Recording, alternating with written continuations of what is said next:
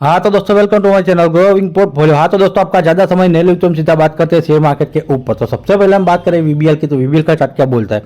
तो दोस्तों वीबीएल में कल के दिन में भी ने बोला था, परसों भी बोला था कि उसका जो रजिस्टेंस है 1650 का। ओके 1650 तोड़ के ऊपर निकलता है, दो बार निकला था लेकिन वापिस से नीचे आ गया था। तो कल के वीडियो में मैंने बोला था जो हमारी बाइंग थी 1600 ओके एंड 1580 के आसपास। ओके एवरेज प्राइस हो गई होगी 1590 के आसपास। तब मैंने बोला था कल के वीडियो में भी, अगर कल 1650 के नजदीक आए तो प्रॉफिट बुक करके निकल जाना, सेफ हो या रिस्की हो दोनों निकल जाना। क्यों? क्योंकि वहीं से ही उसकी रेंज बनाई और वहीं से ही नीचे आ रहा है। ओके तो आज भी वहीं से नीचे आया, ऊपर तो गया था ओके 1644 के आसपास गया था, वहीं से नीचे आ गया है और 1600 के नीचे क्लोजिंग दिया है। ओके तो अभी इसमें फिर से हमारा बाइंग लेवल बनता है 1600 पर है। ओके 1600 पर है तो अभी हम बाइंग कर सकते हैं, कोई बात नहीं। लेकिन 1600 से नीचे गिरावट हुए तो मैं बोलता हूँ 1575 के आसपास भी आए तो बाइंग करके एवरेज करनी पड़ेगी। ओके उसके बाद फिर से 1650 के आसपास जाए तो बिंदास में बोलता हूँ प्रॉफिट बुक करके निकल जाना। आज जिसने प्रॉफिट बुक किया है बिंदास में बोलता हूँ वो अच्छा है, क्योंकि नीचे वही से नीचे आता है 1650 से ही नीचे आता है तो प्रॉफिट बुक कर रहा है तो अच्छी बात है।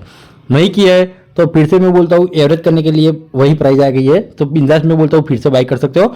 और नए बायर है वो भी इसी प्राइस से बाई कर सकते हो 30 40 50%। उसके बाद गिरावट हुए तो 1575 या 80 के आसपास आए तो मैं बोलता हूँ बिंदास फिर से बाई करके एवरेज करके होल्ड करना। ओके 1650 तक सेल भी कर देना है। क्यों? क्योंकि वो 1600 के 1600 ऊपर से 50 और 1600 नीचे से 50 वही रेंज में घुमा हुआ है और वही रेंज में घुमा रहेगा जब तक उसका रिजल्ट नहीं आता है तब तक। ओके तो ये दोनों लेवल आप अपने माइंड में सेटअप कर सकते हो। चलिए चलते हैं नेक्स्ट स्टॉक की ओर। हाँ तो दोस्तों हमारे नेक्स्ट स्टॉक अमर राजा बैटरी की होता है। दोस्तों अमर राजा बैटरी का चार्ट क्या बोलता है। तो दोस्तों हमारा लेवल था 1600 बाइंग का। ओके 1700 से जो हमने यहाँ पर बाई किया था उसके बाद यहाँ पर सेल भी कर दिया था, लेकिन उसके बाद आज गिरावट अच्छी हुई है और 1600 हमारा बाइंग लेवल था। 1600 ऊपर मैंने बोला था 25 30 35% तक बाई कर सकते हो। क्यों? क्योंकि 1600 से अप मूव आ सकता था इसलिए। लेकिन अभी क्या हुआ 1600 से नीचे आ गए। मैंने कल बोला था कि एवरेज करने के लिए हम बोलेंगे लेकिन अभी जल्दबाजी नहीं करनी। एवरेज कहाँ पर करनी है? समझ लो कि 1640 से ऊपर निकल जाए तो भी एवरेज नहीं करनी है। एवरेज करनी है पूरा 100 पॉइंट गिरावट हुए तो, यानी कि 1500 आए अगर तो ही एवरेज करनी है, उससे पहले नहीं। ओके कल के दिन भी हमारा मार्केट थोड़ा डाउन आ सकता है क्योंकि यूएस का मार्केट स्टेबल नहीं है अभी। तो यहाँ पर मैं बोलता हूँ कल 1550 तक भी दिखा सकता है, तो रिस्की है। तो 1550 से मैं बोलता हूँ बाय करके एवरेज करनी है तो कर सकते हो, लेकिन मैं ना बोलता हूँ 1500 की वेट करो। ओके 1500 की वेट करो। अगर 1550 तक आए और उसके बाद रिवर्सल हो जाए तो कोई बात नहीं, थोड़े दिन में हम प्रॉफिट में निकल जाएंगे। लेकिन अभी होल्ड करना है, कुछ नहीं करना है। 1500 आए तो ही एवरेज करनी है, वरना नहीं। ओके चलिए चलते हैं नेक्स्ट स्टॉक की ओर। हाँ तो दोस्तों हमारे नेक्स्ट स्टॉक नियोजन की ओर। तो नियोजन का चार्ट क्या बोलता है। तो दोस्तों नियोजन में भी 1000 के ऊपर में बोलता हूँ अभी सस्टेन करता है, अच्छी बात है। ओके कल अच्छा खासा 1100 तक मूव आया था, उसके बाद प्रॉफिट बुकिंग आई। आज भी थोड़ा ऊपर है, लेकिन अभी क्या सिनेरियो बनता है वो भी देख लेते हैं। ओके तो यहाँ पर देखो आप जो लेवल से नीचे आ रहा था, ओके जो लेवल से नीचे आ रहा था वही आके अभी सस्टेन करता है। तो शायद मैं बोलता हूँ थोड़े दिन यहाँ पर सस्टेन करे ना तो मैं बोलता हूँ प्रॉफिट बुक करके निकल जाना। स्टॉप लॉस लगा के जिसने भी ऊपर अभी निकला है प्रॉफिट बुक हो गया है तो कोई दिक्कत वाली बात नहीं है, अभी बाइंग का कोई रिक्वायरमेंट नहीं है। लेकिन अभी क्या करना है, यहाँ पर मैं बोलता हूँ थोड़ा दिन घूमेगा ना तो ये रेंज तोड़ के ऊपर निकलेगा ना 1100 की ओर तो हम बाइंग करने का सोचेंगे, वरना यहाँ से फिर से नीचे आ सकता है और प्रॉफिट बुकिंग आ सकती है कभी भी। ओके तो अभी बाइंग का कोई रिक्वायरमेंट नहीं है। उसका जो रजिस्टेंस है मैं बोलता हूँ ओके यहाँ थोड़ा ऊपर जाके थोड़ा नीचे आ गया था, लेकिन यहाँ पर अभी मैं बोलता हूँ थोड़ा वेट करिए बाइंग करने के लिए, ऊपर जाने देना। ओके यहाँ से नीचे आए तो कोई बात नहीं, हमारा बाइंग लेवल आ जाएगा, लेकिन ऊपर जाने देना। ऊपर जाके यहाँ से ऊपर जाके रिटेस्ट करने आएगा ना जब 1050 तक तो हम बाइंग करने का सोचेंगे, वरना इधर मैं बोलता हूँ जिसने भी प्रॉफिट बुक नहीं किया अभी कंटिन्यू कराए तो प्रॉफिट स्टॉप लॉस लगा के ऊपर जाने देना, स्टॉप लॉस कट जाएगा, आपका प्रॉफिट निकल जाएगा। ओके चलिए चलते नेक्स्ट स्टॉक की ओर। हाँ तो दोस्तों हम आगे नेक्स्ट स्टॉक जेबीएम ऑटो की है। तो जेबीएम ऑटो का चार्ट क्या बोलता है। तो दोस्तों जेबीएम ऑटो में हमारी बाइंग थी 2150। ओके 20-25% बाइंग यहाँ पर थी। उसके बाद बोला था कि अगर गिरावट होए ओके, तो हमारा एक सपोर्ट है यहाँ पर 2050 का। ओके, 2050 का जितनी क्वांटिटी यहाँ पर बाई की है इतनी क्वांटिटी यहाँ पर बाई करनी है और एवरेज करनी है। तो अभी नीचे आ गया है 2050 के नज़दीक है, तो मैं बोलता हूँ कल के दिन शायद 2050 तक ला सकता है या 2050 से भी थोड़ा नीचे आ सकता है। उसके बाद रिवर्सल होगा तो मैं बोलता हूँ फिर से 2200-2300 का मुंह आ सकता है। लेकिन अभी 2150 से बाइंग किया है तो 2050 के वेट करिए। 2050 से जितनी क्वांटिटी यहाँ पर बाई की है उतनी भी यहाँ पर बाई करके होल्ड करना है। भले एक वीक के लिए होल्ड करना पड़ा है लेकिन करना है। ओके, 2200-2300 तक हम सेल करके प्रॉफिट बुक करेंगे। ओके, चलिए चलते हैं नेक्स्ट स्टॉक की ओर। हाँ तो दोस्तों हम आगे नेक्स्ट स्टॉक इरिडा की ओर। तो इरिडा का चार्ट क्या बोलता है? तो दोस्तों इरिडा में मैंने बोल दिया था 300 का उसका जो लेवल बता दिया था, तो क्लियरली बोला था कि प्रॉफिट बुक करना शुरू कर दो, क्योंकि उसका आरएसआई भी 85 हो गया था। तो आरएसआई नीचे लाने के लिए प्रॉफिट बुकिंग तो आया ना, जाहिर सी बात है। ओके, तो 2 दिन से प्रॉफिट बुकिंग चालू है। अभी भी मैं बोलता हूँ 74 आरएसआई है, तो 70 तक यानी कि 17 तक आ जाए आरएसआई तब तक प्रॉफिट बुकिंग आ सकती है। तो यानी कि कल के दिन भी थोड़ी गिरावट हो सकती है। ओके, मैं बोलता हूँ इसमें बाइंग लेवल मैंने बोला था कि 275 के आसपास। ओके, तो हमारा बाइंग लेवल तो आ गया है। यहाँ पर बोला था 40-50% क्वांटिटी आप इजीली बाई करके चल सकते हो, लेकिन उसके नीचे गिरावट हुए 250 पर एवरेज करने की तैयारी रखनी पड़ेगी।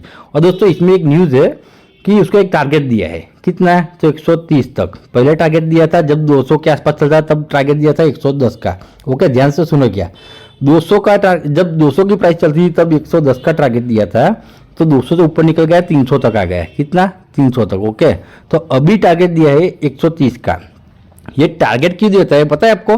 क्योंकि सब लोग यहाँ पर सेल करके निकल जाए और शेयर आ जाए सडनली नीचे।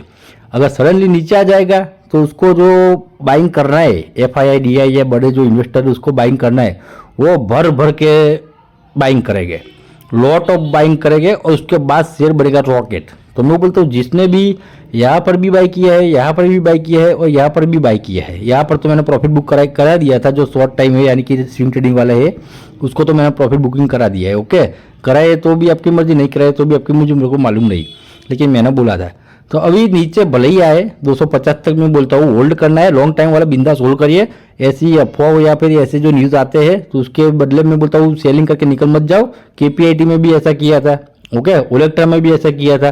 टारगेट वो नीचे देते हैं ताकि नीचे से वो लॉट में माल उठा सके, उसके बाद रॉकेट बना सके। तो 130 का टारगेट दिया है, तो अभी मैं बोलता हूँ 350 जाने का फाइनल उसका, समझ लो अभी फाइनल है 350 जाने का। ओके, तो इसमें बिंदास रहिए। स्विंग ट्रेडिंग वाले को मैंने प्रॉफिट बुक कर दिया है, लेकिन लॉन्ग टाइम वाले है वो बिंदास रहिए, कंटिन्यू करिए, कोई बात नहीं। ओके, चलिए चलते हैं नेक्स्ट स्टॉक की ओर। हाँ तो दोस्तों हम आगे नेक्स्ट स्टॉक टाटा मोटर्स की। तो टाटा मोटर्स का चार्ट क्या बोलता है? तो दोस्तों टाटा मोटर्स में 5-6 दिन से ऊपर ही घुमा हुआ है 1000 के ऊपर, लेकिन इसमें दिक्कत वाली एक बात है कि 1030 के ऊपर नहीं जाता है। ओके, 1030 के ऊपर एक बार निकल गया तो 1050 फाइनल है और हमारा प्रॉफिट बुकिंग भी 1050 के आसपास है। तो प्रॉफिट बुकिंग भी आ सकता है 1050 से 1060 की ओर जाने के बाद, लेकिन अभी बीच में घुमा हुआ है। ओके, तो इसमें मैं बोलता हूँ अगर बाइंग करना है तो 25-30% क्वांटिटी बाई करके चल सकते हो, कोई बात नहीं। लेकिन नीचे शायद समझो कि 1000 के आसपास आए तो 1000 के नीचे एक बार आ जाए, तो मैं बोलता हूँ फिर से उस टाइम भी 25 या 30% क्वांटिटी बाई करके एवरेज करने की तैयारी रखनी पड़ेगी। ओके, अभी इस प्राइस से भी आप बाई कर सकते हो, लेकिन नीचे गिरावट होए 1000 के आसपास फिर से रिटेस्ट करना आए तो मैं बोलता हूँ रिटेस्ट करने आना पड़ेगा 1000 के आसपास। तो उस टाइम भी 25-30% क्वांटिटी बाई करके एवरेज करनी है, उसके बाद होल्ड करना है। अगर नहीं बाइंग है, आपको बाइंग नहीं करना है इसी प्राइस से, तो मैं बोलता हूँ यहाँ पर 1000 के आसपास रिटेस्ट करने की बार आना देना। एक बार मुझे लगता है जो ऊपर सस्टेन नहीं करता है ना 1030 के आसपास जाके वहीं से नीचे आ जाता है, तो मैं बोलता हूँ 1000 के आसपास फिर से आएगा ना, उसके बाद अच्छा खासा मुंह आ सकता है। तो अभी जिसने भी 1000 के आसपास बाई किया है तो प्रॉफिट बुक कर सकते हो यहाँ पर, कोई बात नहीं। भले ही 2000 मिले या 1500 मिले, 1000 मिले, प्रॉफिट बुक कर लो। 1000 के आसपास आए तो बिंदास में बोलता हूँ बाय करना, और प्रॉफिट बुक नहीं करना है तो बिंदास होल्ड करिए। कुछ नहीं करना है, होल्ड करना है, होल्ड करो। 1050-60 के 1100 तक गति करे तो आप प्रॉफिट बुक कर सकते हो। ओके, चले चलते हैं नेक्स्ट स्टॉक की ओर। हाँ तो दोस्तों हम आगे नेक्स्ट स्टॉक टाटा टेक्नोलॉजी की। तो टाटा टेक्नोलॉजी का चार्ट क्या बोलता है? तो दोस्तों टाटा टेक्नोलॉजी का एक रेंज है अभी 1000, ओके, एक और 1050। ओके, 1000 पर मैंने बाइंग भी कराया था और 1044 के आसपास मैंने बोला था 50 के आसपास जाए तो प्रॉफिट बुक कराया, तो 1045 के आसपास गया था तो प्रॉफिट बुक किया है, तो कोई बात नहीं किया है तो अभी होल्ड करना है। ओके, अभी फिर से मैं बोलता हूँ इसमें बाइंग लेवल है, भले 50 तक जाए तो 35 पर मिलेगा, लेकिन 100 से को तो 3500 रुपये मिल जाएगा आपका। ओके, तो अभी मैं बोलता हूँ इसमें आप बाइंग कर सकते हो 25 या 30% क्वांटिटी। अगर रिस्क लेना है तो 40-50% क्वांटिटी भी बाई कर सकते हो। लेकिन एक बात ध्यान से सुनेगा मेरी, कल के दिन वेट करना, कल के दिन आप वेट करना, कल के दिन बाई मत करना। शायद थोड़ा नीचे मिल जाए आपको, 1007 के 1008 के आसपास मिल जाए आपको, तो वही से ही बाई कर सकते हो। उसके बाद 1050 के आसपास प्रॉफिट बुक कर सकते हो। ओके, चले चलते हैं नेक्स्ट स्टॉक की ओर। हाँ तो दोस्तों हम आगे नेक्स्ट स्टॉक ओलेक्ट्रा ग्रीन टेक की ओर। तो ओलेक्ट्रा का चार्ट क्या बोलता है दोस्तों? ओलेक्ट्रा में अभी जो वही घुमा हुआ है, जहाँ पर भी घुमा हुआ है 1800 के ऊपर। कल के दिन में मैंने बोला था, परसों भी बोला था कि 1800 उसका स्ट्रॉन्ग में बोलता हूँ सपोर्ट बना रहा है। ऑलरेडी सपोर्ट तो है ही। ओके, जो पहले रेजिस्टेंस था वो तोड़ के ऊपर निकला था, उसके बाद समझ लो कि रीटेस्ट करने आया, ऐसा फीलिंग होता है। तो कभी भी यहाँ पर अच्छा खासा एक मूव आ सकता है। तो 1800 पर मैंने ऑलरेडी बोल दिया है 25 या 30% क्वांटिटी बाय कर सकते हो। रिस्क लेना चाहते हो तो 30 या 40% क्वांटिटी पे भी बाय करके चल सकते हो। लेकिन रिस्क लेना है तो सेफ ट्रेडर है तो 25-30% क्वांटिटी ही बाय करना है। उसके बाद 1900 आए, ओके, तो मैं बोलता हूँ प्रॉफिट बुक करके भी निकल भी जाना, क्योंकि 1900 तोड़ के ऊपर जाएगा, रिटेस्ट करना आएगा, उसके बाद 2000 का मुँह आ सकता है। लेकिन 1900 तक प्रॉफिट बुक करने की तैयारी रखनी पड़ेगी। ओके, चले चलते हैं नेक्स्ट स्टॉक की ओर। हाँ तो दोस्तों हम आगे नेक्स्ट स्टॉक एस्ट्रल की हो। तो एस्ट्रल का चार्ट क्या बोलता है? तो दोस्तों एस्ट्रल में भी यही प्राइस अभी मैं क्लियरली बोल देता हूँ, 25% क्वांटिटी बाय करके चल सकते हो। क्यों? क्योंकि जो यहाँ से जो प्रॉफिट बुकिंग आई थी, हमने तो प्रॉफिट बुकिंग करा दिया था 2400 तक के आसपास, लेकिन वहाँ से अभी प्रॉफिट बुकिंग जारी है और यहाँ पर मैं बोलता हूँ सस्टेन करता है 2 दिन से। तो मैं बोलता हूँ ये एक सपोर्ट का काम कर सकता है। ओके, सपोर्ट का काम कर सकता है। वो जो रजिस्टेंस था तोड़ के ऊपर निकला, वही आके अभी रुका हुआ है। ओके, उसके बाद 2200 का उसका एक सपोर्ट है, स्ट्रॉन्ग सपोर्ट, वही से अच्छा खासा मूव दे सकता है। लेकिन ये सपोर्ट का काम कर सकता है क्योंकि वही से नीचे नहीं आता है, 2 दिन से वही घूम रहा है।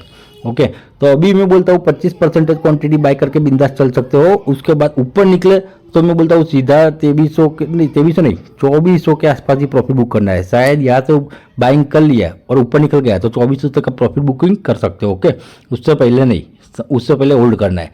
लेकिन यहाँ से नीचे गिरावट हो तो 2200 की ओर जाए तो मैं बोलता हूँ ये बाइंग कर 25% बाइंग करके एवरेज भी करनी है और होल्ड करना है एवरेज करके। ओके, हाँ तो दोस्तों बस इस वीडियो में इतना ही। वीडियो अच्छा लगे तो वीडियो को लाइक कर दीजिएगा, चैनल को सब्सक्राइब कर दीजिएगा और वीडियो को शेयर कर दीजिएगा। जय हिंद, जय भारत।